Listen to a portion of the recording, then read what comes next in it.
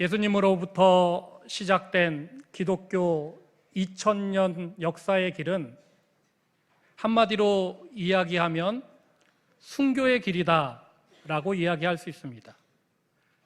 그 2000년 역사의 길은 순교자의 피로 흥건하게 얼룩진 피의 길이다 라고 규정할 수 있습니다. 많은 사람들이 예수 그리스도의 십자가 앞에 자기의 모든 것을 내던지고 자기의 생명도 자기의 목숨도 아끼지 않고 순교하였습니다. 여러분, 기독교 2000년 역사 동안 예수님의 이름으로 순교한 사람들이 대략 몇 명이 될까요? 잘 모르시겠죠? 박해와 순교라는 책에서 정답을 이야기해 줍니다. 순교자를 이렇게 정의합니다. 복음에 대한 증인의 삶을 사는 가운데 인간의 적대감의 결과로 불의하게 목숨을 잃은 크리스천이 순교자다 라고 하면서, 순교자가 지금까지 2000년 동안 죽은 순교자가 자그마치 7천만 명이다. 7천명이 아닙니다. 7만 명도 아닙니다.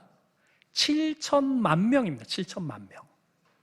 7천만 명이라고 하는 것은 남한과 북한의 인구를 다 합친 것에 육박합니다. 2000년 동안 남한과 북한의 인구 7천만이 순교자가 되었어요. 놀랍지 않습니까? 경이롭지 않습니까? 그 이유가 무엇입니까? 도대체 뭐가 있길래, 도대체 어떤 일이 있었길래 그 많은 사람들이, 7천만이라는 사람들이 예수의 이름 앞에 자기의 목숨을 내던졌습니까? 이러한 궁금증과 질문을 우리가 마음에 품고 오늘 말씀을 한번 보길 원합니다. 오늘 말씀은 요한복음 14장부터 시작해서 15장, 16장 이 세 장에 걸쳐서 예수님께서 이제 십자가를 지기 바로 직전에 제자들과 함께 모여서 제자들과 나눈 대화입니다. 대화. 그래서 제자들과 이제 이별하기 직전에 제자들과 대화한 것이다 라고 해서 고별 설교다, 고별 담화다 라고 부르는 것이 이 우리가 읽은 요한복음 14장, 15장, 16장에 다 담겨 있습니다.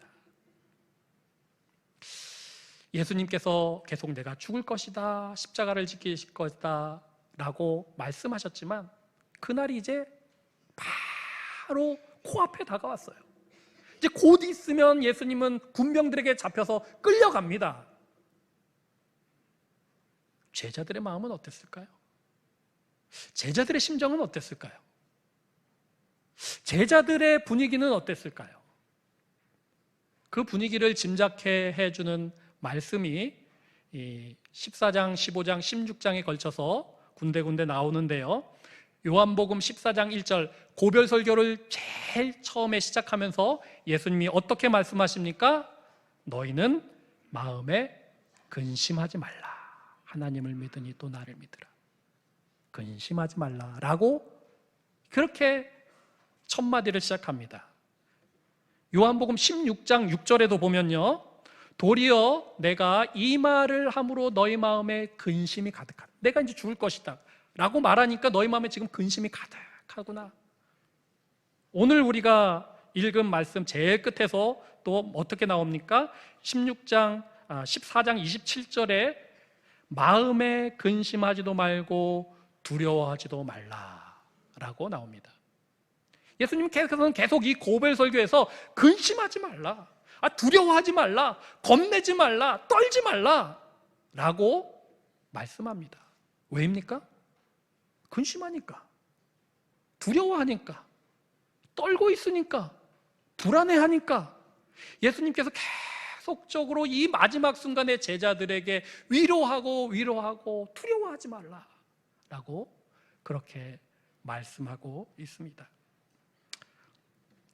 이렇게 두려워하라, 두려워하지 말라라고 말씀하시면서 이 고별설교 3장에 거쳐서, 그리고 오늘 본문 말씀에 거쳐서 예수님께서는 제자들에게 약속을 주십니다. 이 두려워하는 제자들에게 약속을 주시는데, 그 약속을 크게 2가지로 요약하면, 하나는 성령입니다. 성령. 내가 너희에게 성령을 주겠다라고 하는 첫 번째 약속입니다. 2번째 약속은 내가 가는 대신에 나의 평안을 너에게 주노라, 평안을 주겠다라고 하는 2번째 약속인 것입니다. 오늘은 성령 강림 주일이죠.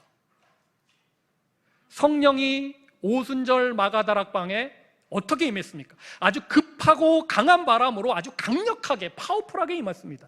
거기에 모인 모든 자들이 성령의 그 놀라운 기적과 이적을 체험하면서 그들의 입술에서는 온갖 나라의 방언이 줄줄줄줄 흘러나왔어요. 성령, 예수님의 첫 번째 약속 성령은 아주 명백하게 이루어졌습니다. 아주 정확하게, 정확한 장소에 정확하고 뚜렷하게 이루어졌습니다. 그런데 2번째 약속, 예수님께서 내 평안을 너에게 줄 것이다 라는 약속은 이 성령의 약속만큼 뚜렷하지 않습니다. 명백하지 않습니다. 성경을 이렇게 뒤져봐도 그렇게 급하고 강한 바람처럼, 방언처럼, 기적처럼 그렇게 성령의 평안이 임하였다라는 구절을 찾기 어렵습니다. 그렇다면 성령은 그렇게 강하게 주셨으면서 평안은 예수님이 잊으셨습니까? 큰 선물 성령을 이만큼 주었으니 2번째 약속 없는 거로 하자라고 예수님이 넘어가신 것입니까? 그렇지 않습니다. 예수님은 이제 십자가를 지시고 3일 만에 부활하시고 바로 하늘로 승천하실 수 있었지만 승천하지 않으셨습니다. 뭘 하셨습니까? 40일 동안 제자들을 찾아가셨어요. 제자들을 찾아가셔서 다시 한번 예수님이 고별 설교에서 약속하신 그 예수님의 2가지 약속을 확인해 주시고 선포해 주시고 그 약속을 얻게 하시기 위하여 예수님은 40일 동안 땅에 머무시면서 제자들 다 찾아가십니다. 만나서 위로하시고 그들을 격려하시고 용서하시고 사랑을 확인하시고 약속을 재차 확인하셨습니다. 예수님이 이제 십자가를 지신 후에 제자들은 어떤 상태였습니까? 제자들은 뭘 하고 있었습니까? 요한복음 20장 19절 20절에 보면은 이날 곧 안식 후 첫날 저녁 때 제자들이 유대인들을 두려워하여 이 십자가를 지시고 이제 예수님이 죽으셨어요. 이제 유대인들이 두려워, 자기들을 잡아 죽일까 봐 모인 곳에 문을 닫았더니 문을 꽁꽁 잠그고 있어요. 그때 예수님이 찾아오셨어요. 그 문을 여시고 무엇라고 말씀하십니까? 너희에게 평강이 있을지어다. 너희에게 평강이 있을지어다 라고 말씀하셨습니다. 이 평강이 있을지어다라는 건 그 당시에 샬롬 하는 그 인사 정도가 아닙니다. 왜냐하면 그 뒤에 바로 또 평강을 이야기하시거든요. 요한복음 20장 21절 22절을 우리가 같이 한번 자막을 보면서 읽어보시겠습니다. 시작.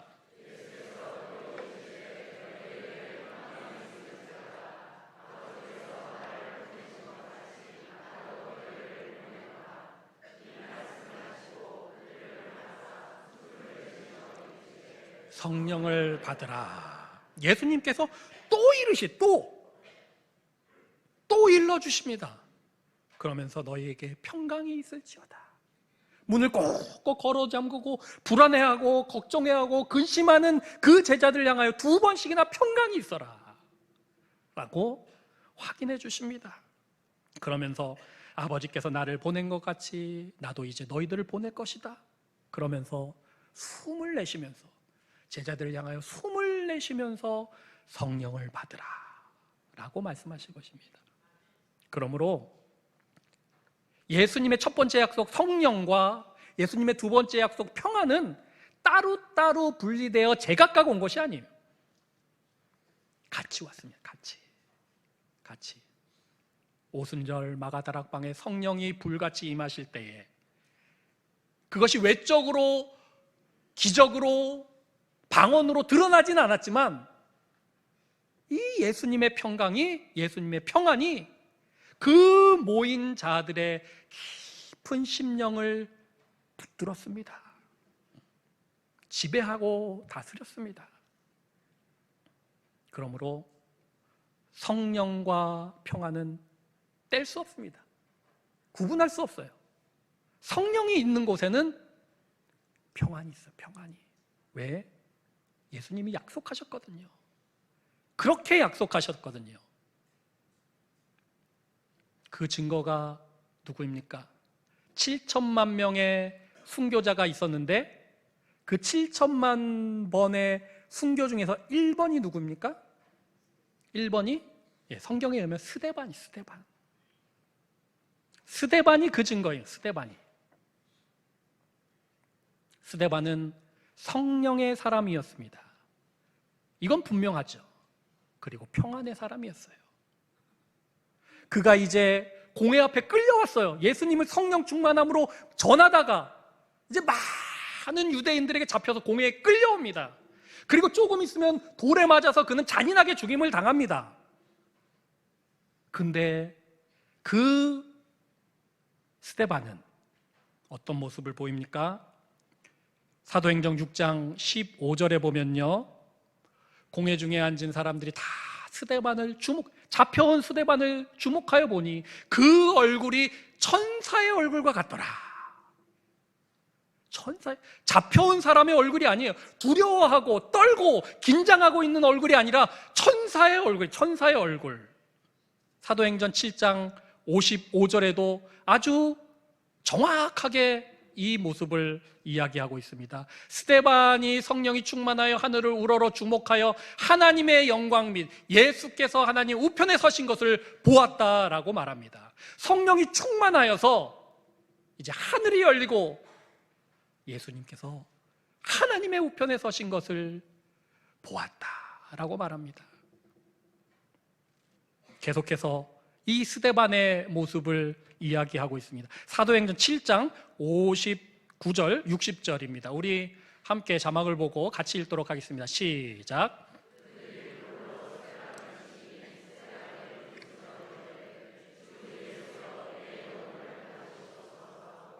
무릎을 꿇고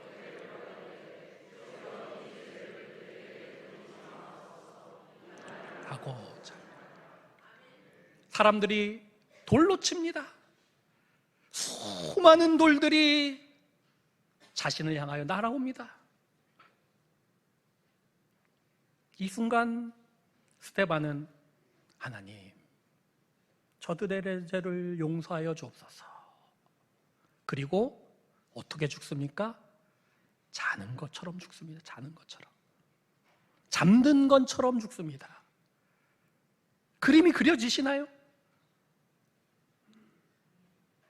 이게 평안이죠. 이게 평안입니다. 어떤 평안입니까? 예수님께서 나의 평안을 주노라. 나의 평안이 스데반의 평안으로 고스란히 전달되었습니다. 나의 평안이라는 것은 무엇입니까? 예수님이 십자가에 달렸을 때 그 십자가상에서 드린 기도와 똑같은 기도를 스데반이 하고 있습니다. 저들이 하는 일을 알지 못합니다. 하나님, 저들을 용서하여 주세요. 라고 예수님이 기도하셨던 그 평안, 다 이루었다. 하나님, 내 영혼을 하나님 받아주옵소서. 라고 운명하셨던 그 예수님의 마지막 순간이 이 스데반의 마지막 순간과 정확히 일치합니다. 왜입니까?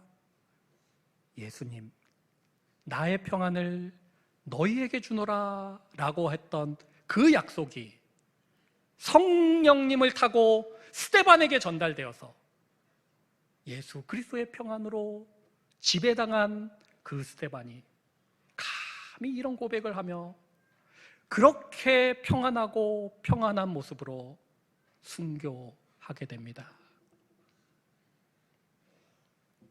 순교자 1번 이 스데반이 이렇게 죽습니다.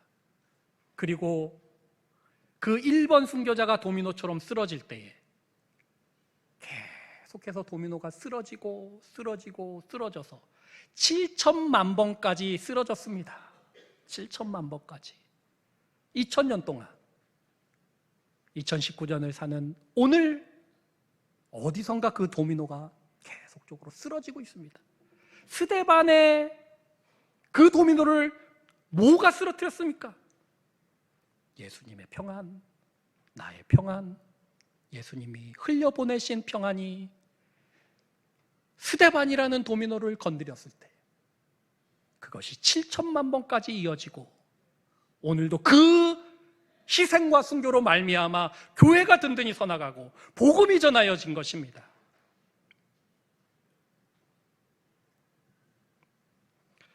이 순교의 대열에, 이 쓰러지는 도미노의 대열에 맨 앞자리에 누가 있었습니까? 스데반 말고 그렇게 부족했던 제자들, 문을 꼭꼭 잠그고 누가 나를 죽이지 않을까, 누가 나를 해치지 않을까 걱정하고 불안에 떨면서 속이 새카맣게 타들어갔던 그 제자들도 스데반과 똑같이 예수님이 주신 나의 평안으로 지배당하여서 이 순교의 맨 앞자리에 그들은 예수님의 십자가보다 더 참혹하게, 더 잔인하게, 더 비참하게 돌에 맞고 십자가에 거꾸로 매달리고 톱에 켜이고 맹수에게 물리고 온갖 고문과 기근으로 그들은 순교 현장 맨 앞자리에서 그렇게 순교자가 되었습니다. 그들은 도망가지 않았어요. 더 이상 문을 걸어 잠그지 않았습니다. 더 이상 두려워 떨지 않았습니다. 부활하신 예수님이 나의 평안을 너희에게 주노라, 이제 내가 너희를 순교자로 보내노라, 성령을 받으라 라고 그 약속을 성취하여 주셨기에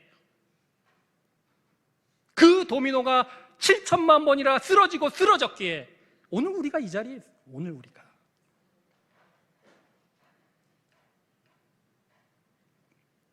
오늘 본문 14장 27절 말씀을 우리가 함께 읽어보도록 하겠습니다. 시작.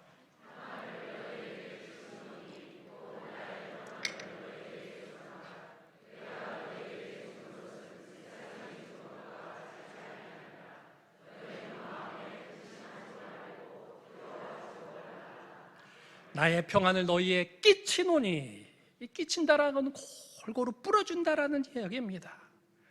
나의 평안을 너희에게 주노라.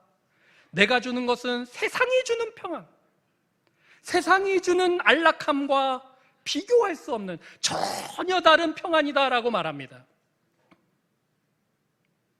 여러분, 우리는 편안과 평안을 구분해야 합니다. 편안은 뭐예요? 아무 일도 일어나지 않는 것입니다. 혹시 그것을 구하지 않습니까?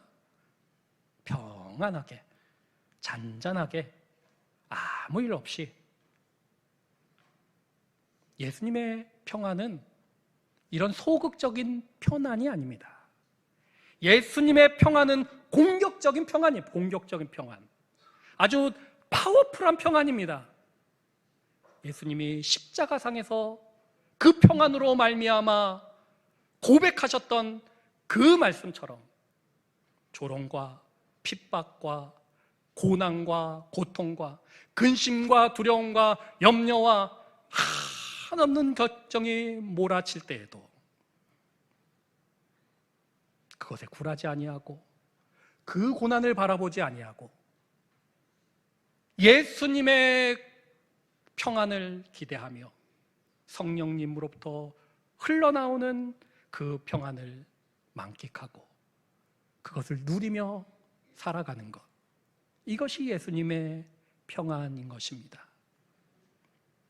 돌풍이 불어올 때도 있죠. 잔잔한 호수가 아니라 태풍이 몰아칠 때도 있죠. 하지만 그 중앙에는, 태풍의 눈에는 고요함만이 있습니다. 아무리 내 주위가 시끄럽고, 아무리 걱정스러운 일이 많고, 아무리 내가 그 일로 걱정하고 염려하고 속이 타들어가는 수많은 산적한 문제들이 태풍처럼 불어올지라도 예수님이 함께한 자리, 예수님이 그 평안을 주신 그 자리, 그곳에 평안이 있고, 그곳에 위로가 있고, 그곳에 능력이 있는 것입니다. 플러신학교의 목회 상담을 가르치는 데이빗 옥스버거 목사님, 그분이 경험한 한 일을 그의 책에서 적어놓은 것을 읽어봤습니다. 이 목사님은 한 상원의원의 강연회에 초청이 되어서 이제 한 500여 명이 모인 강연회에 참여를 합니다. 이제 강연회가 성황리에 잘 마쳤습니다. 그리고 만찬이 열립니다. 근사한 호텔 같은 곳에서 이제 많은 사람들이 모여서 아주 분위기 좋게 식사를 하고 담소를 나누며, 그렇게 식사가 다 마무리되어 갈 즈음에 한 해프닝이 일어납니다. 열심히 땀 흘리면서 음식을 서빙하던 한 어린 웨이트레스 소녀가 실수로 그 음식물을 상원 의원 앞에서 엎질러 버립니다. 어떻게 될까요? 쟁반에 있던 음식물과 접시가 다 쏟아집니다. 상원의원의 머리에서부터 얼굴과 옷에 그 음식물이 줄줄줄줄 흘러내립니다. 처음엔 당황했지만 괜찮다 라고 말을 했지만 걷잡을 수 없게 상황은 악화됩니다. 많은 자들이 이 접시 깨진 소리에 놀라서 웅성웅성댑니다. 다 일어나서 자기를 쳐다봅니다. 지배인이 놀라서 뛰어나옵니다. 분위기 좋던 그 만찬장은 이제 아주 소란스럽게 바뀝니다. 그 애띤 종업원, 여종업원의 얼굴은 이제 곧바로라도 눈물이 쏟아지는 것처럼, 주저앉아 울 것처럼 그렇게 사색이 되고 경직이 되어 있습니다. 상원의원이 괜찮다, 아무렇지도 않다 라고 이야기해봤자 그 소녀에게는 안정이 되지 않습니다. 가만히 지켜보던 상원의원이 한 걸음 그 소녀의 앞에 가더니 점잖게 그 홍조 띤 여인의 볼에 살며시 입 맞춥니다. 그 순간 그 광경을 바라보던 사람들의 웅성웅성대던 그 소리가 조용해집니다. 일순간 평정이 됩니다. 그리고 홍조 띈 그 얼굴은, 불그락불그락했던 얼굴은 이제 엷은 미소로 번지게 됩니다. 상원의원의 괜찮다, 난 괜찮다 라고 하는 그 마음이 그 입맞춤으로 그 소녀에게 정확하게 전달되었어요. 그 마음을, 이제 상원의원의 마음을 그 입맞춤으로 그는 누리게 됩니다. 알게 됩니다. 그리고 회복됩니다. 안정됩니다. 평안하게 됩니다. 우리도 살다 보면 당황스러울 때가 있죠. 긴장될 때가 있죠. 어떻게 할지 안절부절할 때가 있죠. 속이 새카맣게 타들어갈 때가 있죠. 모두 다 자기를 비난하고 자기만 바라보며 궁지에 몰릴 때가 있습니다.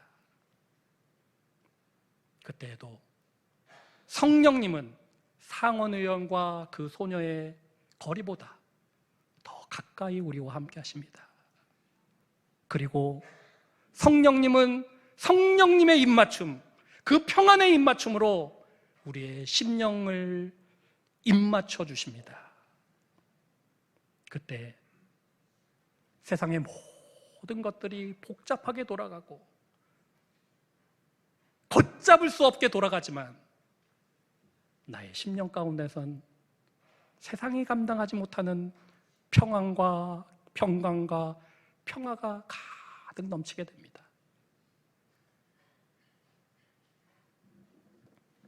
요한복음 14장 16절의 말씀에 내가 아버지께 구하겠으니 그가 또 다른 보혜사를 너희에게 주사 영원토록 너희와 함께 있게 하리니.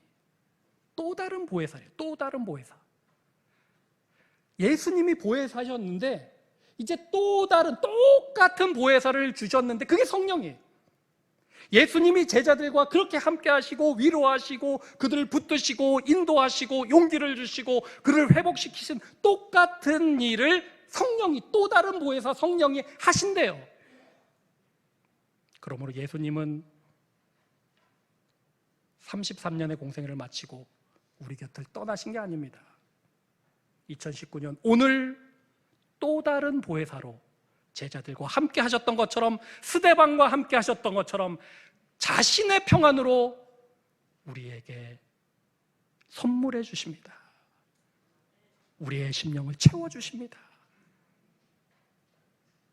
요한복음 16장 33절은 이제 그 고별 설교를 마감하면서 마지막으로 제자들에게 건넨 말입니다. 우리 요한복음 16장 33절을 다 같이 한번 읽어보겠습니다. 시작.